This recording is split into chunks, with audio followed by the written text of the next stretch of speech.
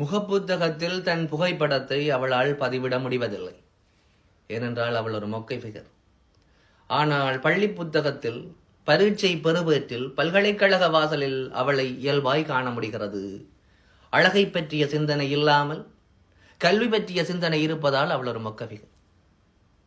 எந்த நண்பனுக்கும் அவள் மேல் காதல் இல்லை, எந்த கணவனுக்கும் அவள் மேல் சந்தேகம் இல்லை, எந்த பஸ்ஸிலும் அவள் மேல் உரசல் இல்லை. ஏனென்றால் அவள் ஒரு மொக்கை ஃபிகர்.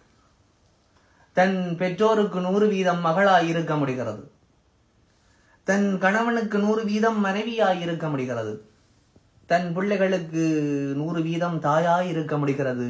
அழகை பற்றிய சிந்தனை இல்லாமல் கடமை பற்றிய சிந்தனை இருப்பதால் அவள் ஒரு மொக்கை.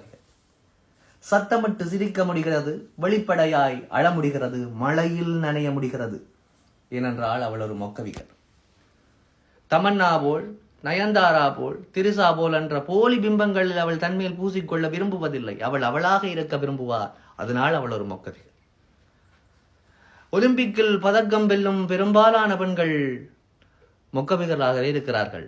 ஏனென்றால் அழகை பற்றி சிந்திக்காமல் சாதனை பற்றி சிந்திப்பதால் அவர்கள் மொக்கவிகர்.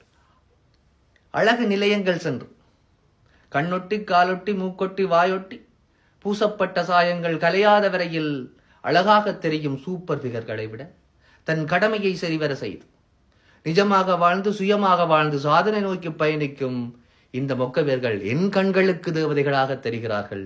உங்கள் கண்களுக்கு அப்படி.